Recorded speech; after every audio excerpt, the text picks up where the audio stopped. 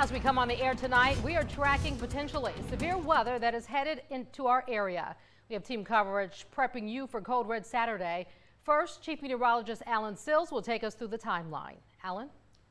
Timeline, just like we talked about the last couple of days, you see it already, which is ordinary showers. Now, there have been a few lightning strikes in George County and Greene County, Mississippi. We're beginning to see a few showers come in from the Gulf of Mexico, but this is sort of just the beginning of the overall picture. By tomorrow, this is going to turn around dramatically. It's a setup with a lot of warm, moist air moving northward from the Gulf of Mexico.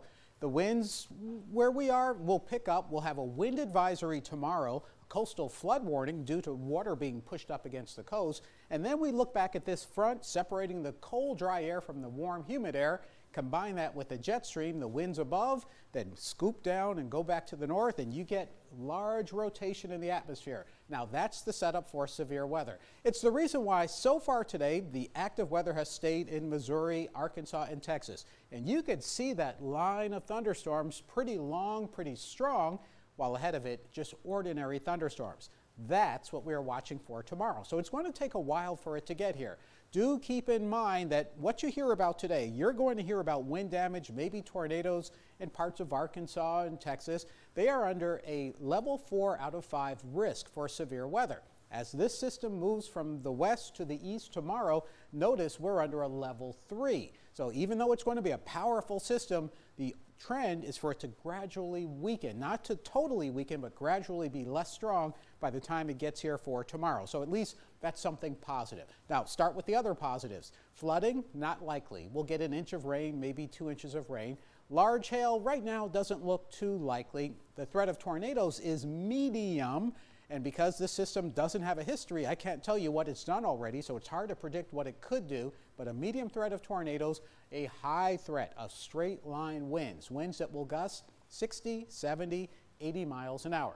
Now, as the system moves through, it's not going to be rainy or stormy all day where you are. For any one spot, it's roughly going to be about 2 hours as it moves through where things will be very unsettled. Here's a graphic that Kyle Hansen put together, our morning meteorologist. It shows the timing. Late morning to midday, it starts to move toward the Mississippi-Alabama state line. By early afternoon, moving toward the I-65 corridor, and then by mid to late afternoon, moving into the Florida Panhandle. I'll show you the exact timing of the projection in your forecast in just a few minutes. Alan, thanks. We've learned Mobile County is planning to upgrade tornado sirens to modern technology. Well, that sound means there's a tornado warning and you should take shelter. 45 sirens go off across Mobile County, but the National Weather Service says to be sure you have other ways to be notified. Now, to keep you prepared for severe weather, we are continuing our team coverage with weather preps in Mobile County. NBC 15's Cassie FAMBRO spoke with public works crews about cleaning up downed trees in our area. Cassie? Well, Mobile is the city under the trees, and when we have high winds coming, that puts people in danger because there's so many power lines interlaced with trees. After whipping winds, public works crews get to work. We have large equipment staged in different portions of the city. City arborist Peter TOLER has been watching the weather closely. If it's what they're saying it's going to be, the wind event could be, we could have 10 trees. We've had as many as 70 trees down in 15 minutes. The gear is ready to go. We always have plenty of equipment in stock. For an event like what tomorrow could see, they have crews on standby. We've had trees big enough to cover 4 houses fall over that from all indications is a perfectly healthy tree. An added danger, power lines caught in fallen trees can be hidden and deadly. If you see emergency operation, if you see visible signs like this to warn you, stay clear. Alabama Power also hopes people don't risk driving past those signs. We always want to keep safety first, and certainly the safety of the public as well as the safety of our crews who are doing the work. And crews like TOLER's tree crew will work as fast as they can to clear the roads. So be patient tomorrow if it happens in your neighborhood, but if there's an emergency, call the non-emergency Mobile Police line. That's 208-7211. Again, 208-7211. For now, live in Mobile, Cassie FAMBRO, NBC 15 News. Cassie, thank you. NBC 15's Corey Pippen is in Baldwin County, where he is speaking with the Emergency Management Agency there. Corey?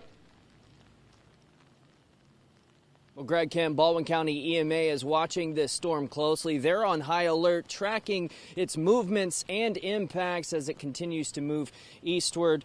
From here inside the Operations Center in Robertsdale, EMA officials had a conference call with the National Weather Service this morning and coordinated information with agencies throughout the county. The primary focus is being prepared for dangerous wind gusts, the potential for tornadoes and flooding in low-lying areas. They expect the worst of the impacts from 10 a.m. to 3 p.m. here in Baldwin County. They're encouraging folks to pay close attention to weather updates both on the news and on social media, and most importantly, have a safe place to go if shelter is needed.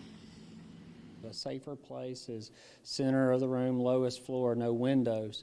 So we're encouraging you to, talk with your family, your friends. If you're at work, know where your shelter-in-place location is. If you're at a store shopping or something, just know where you can receive alert and then where to shelter.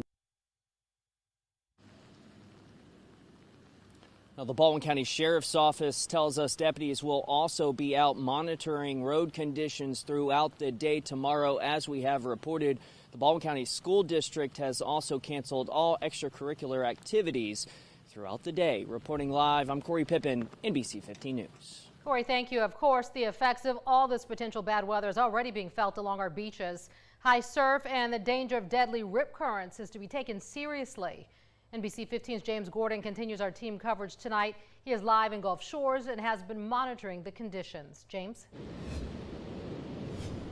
Well, Kim, the surf has changed just a little bit since we were here earlier today. We're talking about 4 to 5 foot waves right now. A pretty ominous sight as far as we can see right here. Now, as of 1 o'clock this afternoon, those double red flags, well, they've been flying. Something they did early today to get the message across that these waters can be dangerous. Windy conditions are expected to ramp up along the coastline, and the surf could kick up as high as 8 to 10 feet. The double red flags went up early as a precaution and as a warning to stay out of the water. Sometimes people come down here and no matter what we have up, they still want to get in the Gulf.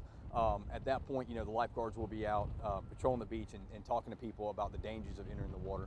Today was a day for sightseeing and taking pictures. The winter tourist season is mainly snowbirds, who may or may not know or be aware of the dangers in the Gulf. Paying attention to the flags and a little common sense could save your life. Well, they've got the red flags out, which tells you that the undertow's bad. But yeah, beautiful. It's just every day's different. One day it'll be calm, next day it'll be, or you may see it all in the same day. Respect Mother Nature. Yeah, definitely respect the water. It doesn't look like it's that dangerous, but it will pull you up under in a heartbeat. Those high surf advisories will be in effect all the way through tomorrow, Saturday. And now we're live at Gulf Shores. James Gordon, NBC 15 News. James, thank you. You need to be in the know before severe weather strikes. Download the NBC 15 weather app and stay ahead of the storm. You can check the radar, get instant alerts to your phone, and best of all, it is free. Look for it in the App Store and on Google Play. Again, Code Red is our exclusive way of letting you know when potentially severe weather is approaching. Be sure to stick with NBC 15 News for the very latest forecast and updates as this severe weather approaches.